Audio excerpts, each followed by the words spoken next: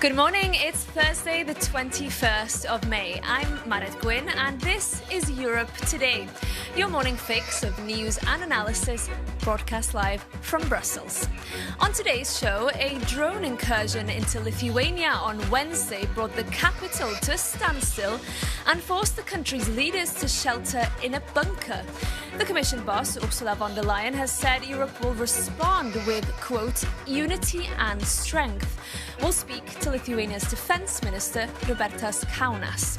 And NATO foreign ministers gather in Sweden today, where US Secretary of State Marco Rubio is expected to further encourage allies to take responsibility for their own defense. The US has signaled it will reduce the capabilities it makes available to NATO as it pivots to priorities elsewhere. Also, world leaders have summoned Israeli envoys after Israel's National Security Minister Itamar Ben-Gvir shared a video showing him taunting handcuffed activists from the Gaza-bound aid flotilla. Italy and France have described the scenes as, quote, intolerable. We'll bring you the details. But first, to our top story this morning. The Baltics have been rattled by repeated drone incursions in recent weeks, the latest being an incursion into Lithuania on Wednesday. For more on this story, I'm joined on set by our EU correspondent, Angela Skujins. Good morning, Angela. First of all, bring us up to speed on what exactly happened in Lithuania yesterday. Good morning, Marid. So to put it bluntly, the Baltics are on high alert tenterhooks regarding, as you rightly pointed out, what exactly happened. So at 10 a.m, civilians received a text message telling them that they should seek shelter immediately with their families.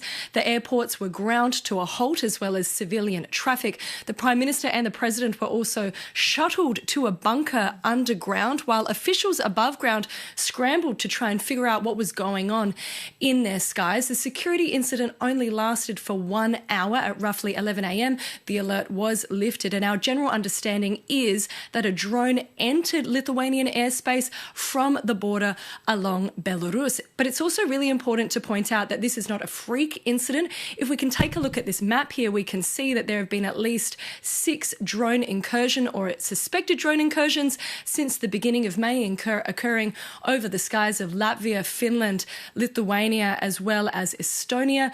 We believe that most of these drones are Ukrainian in origin, however, have been pushed into European airspace by Moscow GPS jamming. And given all this, Angela, what happens next and what's been the reaction from Lithuania? Yes, so we know that the European Union have been trumpeting for at least a year that, according to national security services, that foreign agents such as Russia could be ready to attack the continent by 2030. This is why the EU have pumped a whopping 800 billion euros into beefing up the EU's defences, particularly that 3,500 kilometre border along the east. The big question here, however, is whether the EU can stay one step ahead of Moscow. We've seen that they've become incredibly creative when it comes to sowing panic, creating division within the Baltics, as well as the EU member states when it comes to supporting Ukraine. I managed to speak with the Lithuanian Defense Minister, Robertas Kaunas, this morning, and the first question I asked him was whether Moscow was successful creating the panic. Yesterday, Lithuania experienced a drone incursion into our airspace, but our armed forces radars detected the drone's type object, let's say, before it crossed into Lithuanian airspace, so we be able to detect it earlier. NATO air police mission was activated, so 2 Portuguese fighter jets scrambled to intercept the drone. It's important to emphasize actually how crucial that NATO air police mission is in the Baltic states.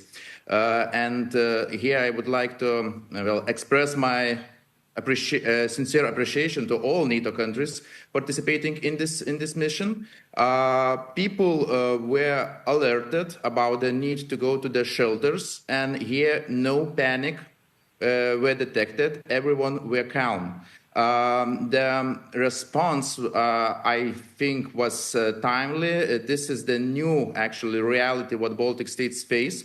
So we need to adapt because possible repeating of similar scenarios is very high. NATO eastern flank countries, actually facing all NATO eastern flank countries facing similar accidents. And NATO airspace has been violated multiple times in recent days. So we managed to react on time, correctly, but we need to increase and enhance our airspace defense. Minister, you mentioned there that there was no panic. However, the Lithuanians that I've spoken to sound quite emotional, recounting the stories of yesterday. How are you going to reassure them that Lithuania is safe? Lithuania is a member of NATO alliance. We have a strong commitment from our allies that we are not alone, and NATO air police mission is here. Additionally, we're investing a lot in our air defense capabilities. New radars are coming. Part of them are already in Lithuania. Interceptor drones. Air defense experts from Ukraine arriving to Lithuania to help us enhance our air defense capabilities. But Minister, you mentioned all of this technology to repel Russian drones. They're cheap. We know this, but how confident are you that Lithuania can repel real Russian aggression when and if it comes, we're talking about tanks rolling across the border? Our investments to our national defense needs is 5.38% of GDP. So it's the highest volume among all NATO countries. So we are doing our homeworks. That was Lithuania's Defense Minister Robertas Kaunas there. Now, the European Commission President Ursula von der Leyen has vowed a response following the incident. For more, I'm joined on set by our correspondent, Sasha Vakulina. Good morning, Sasha. First, tell us, what can the EU actually do in response to this threat? Well, the first thing Brussels tried to do was to reassure the Baltic states and Lithuania that the EU will stand up and respond and protect them. Let's take a look at what the President of the Commission, Ursula von der Leyen, had to say. She said Russia's public threats against our Baltic states are completely unacceptable. Let there be no doubt, a threat against one member state is a threat against our entire union. But Marit, these Russia's threats towards the Baltic states are not new. They are coming there for years, and it is actually enough to just follow the official Kremlin statements or even Russian state-controlled media on daily basis, threatening the Baltic states, threatening Brussels, threatening Berlin, or even London very openly.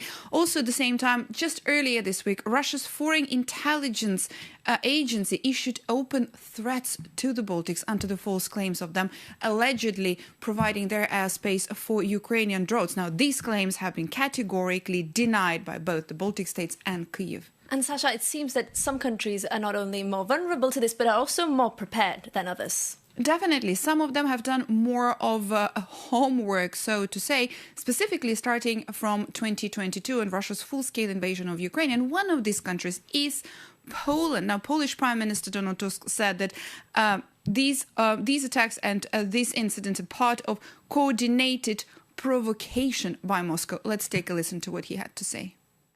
Ostrzegałem już wiele miesięcy temu, także kilka tygodni temu, że może nastąpić. I have warned many months ago and also several weeks ago that the situation could escalate, not only regarding the Ukrainian-Russian war, but across the entire eastern flank.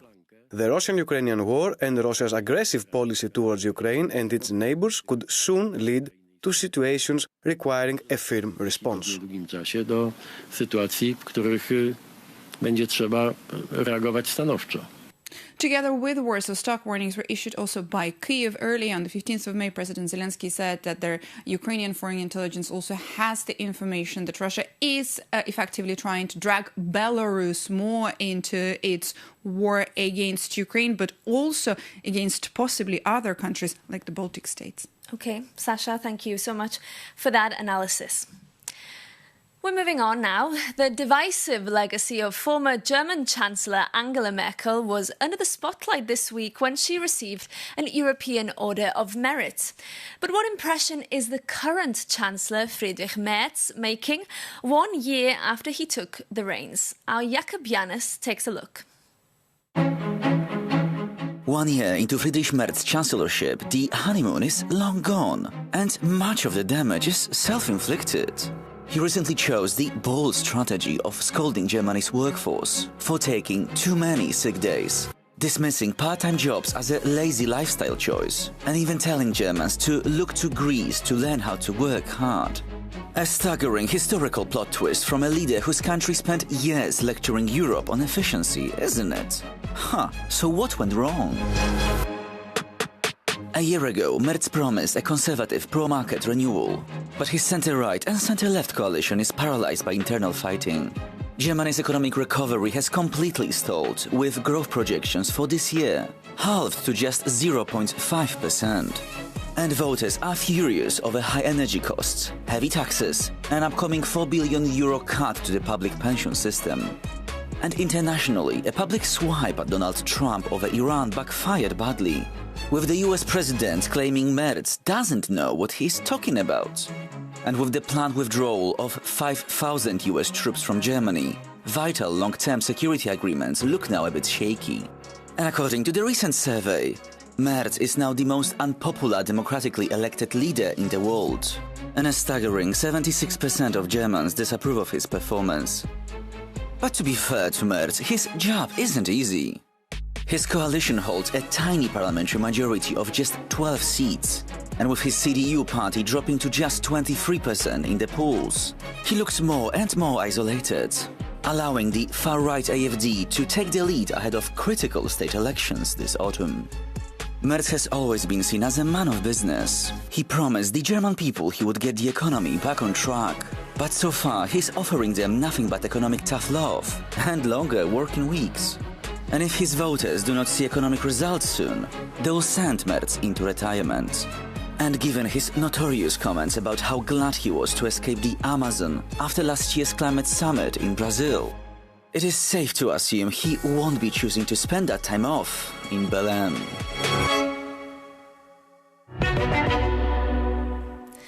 Jakob Janis reporting there.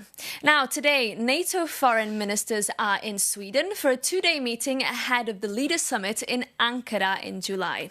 On the agenda, the urgent need to ramp up the production of weapons. Also high on minds is the US decision to cut its commitment to the alliance, even in wartime. Our correspondent, Shauna Murray, is here with me. Good morning, Shauna. Good to see you.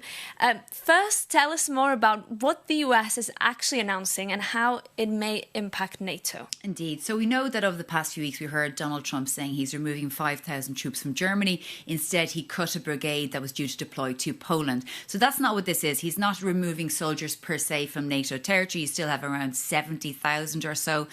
What this is the United States shrinking the pool of resources available to NATO during a time of war or an invasion. So essentially within NATO, we have this framework called the NATO force model that deals with deterrence and defence capabilities, particularly in times of war. The United States is saying we're taking away some of what can be activated if there was an invasion. So this is a structural and quite fundamental. Take a listen to J.D. Vance, the Vice President. We're not talking about pulling every single American troop out of Europe. We're talking about shifting some resources around in a way that maximizes American security. I don't think that's bad for Europe. That's encouraging Europe to take more ownership. The United States cannot be the policeman of the world. Now, he's saying that they're shifting it around, but they actually are reducing it and shrinking what can be available. But I think the point that he also made there is important, is that the European allies have stepped up in capabilities in these areas. So Mark Rutte, the NATO Secretary General, is saying that we've engaged with the United States about this, so there won't be capability gaps per se, but it is a fundamental shift, Marit. And at the same time, Shauna, concerns that the US has been burning through weapons stockpiles and that could potentially leave gaps for Europe? Well, the estimation is about $1 billion a day is being spent on the war in Iran. And what's happening is the United States is, like you said, expending or burning through very highly critical munitions, including Patriot air defense missile systems, which are very expensive and very hard to produce. The knock-on effect could be that the Europeans, which are purchasing a lot of these weapons for use on the battlefield in Ukraine, that they won't be available because the production can't keep up with the pace of the usage in Iran. And as we see, the Iran war is not really shown any signs of abating. So the problem right now, right now we know the deliveries are being made to Ukraine more or less. But within the next few months, if this war continues, that won't be the case. So here at Sweden today, you'll hear from Marco Rubio, US Secretary of State, saying that the production needs to be ramped up even more. And before the war in Iran, it was pretty bad. So it could get far worse. Marid? Okay, Shauna, we'll keep an eye out, of course, on that meeting happening in Sweden during the day. But we're moving on now. The European Union is banning nudification apps which use AI to undress individuals without their consent. Our Europe editor, Maria Tadeo, spoke to the EU's Commissioner for Tech, Henna Virkkunen, and started by asking her if she had concerns that the move could prompt criticism from the US. When it comes to that kind of notification apps, we are banning them in the European Union. So it's part of our AI Act and trialogue negotiations. We concluded 2 weeks ago with the co-legislators that we decided that we are banning that kind of notification apps in the European Union. Do you fear any backlash just finally on this from the US as a result of this? Keeping in mind, however, no one has consented to this. I think that these are very common concerns globally now when technology is taking bigger role, that what kind of risks it's also posing. And many countries are looking towards Europe, that what kind of measures we are taking here, because with our Digital Services Act, with our Digital Markets Act and with our AI Act, we have really also set a global benchmark that we want that we have digital environment which is safe and fair and democratic, and we are enforcing these rules. And at the same time, we want to encourage innovations and investments in this area, but we want that people can trust those technologies. And you can see Maria's full interview with Commissioner Virkkunen on Euronews.com. But now, several European countries have expressed outrage after Israel's National Security Minister Itamar Ben-Gvir shared a video showing him taunting activists from an aid flotilla headed for Gaza, among them European citizens. Giorgia Meloni, the Italian Prime Minister, has reacted. She said, "It is intolerable that these protesters, among whom there are many Italian citizens, are subjected to this treatment which violates human dignity. We demand an apology." Now, earlier this week, the Israeli government had accused the flotilla of breaching international law and of being a, quote, PR stunt at the service of Hamas.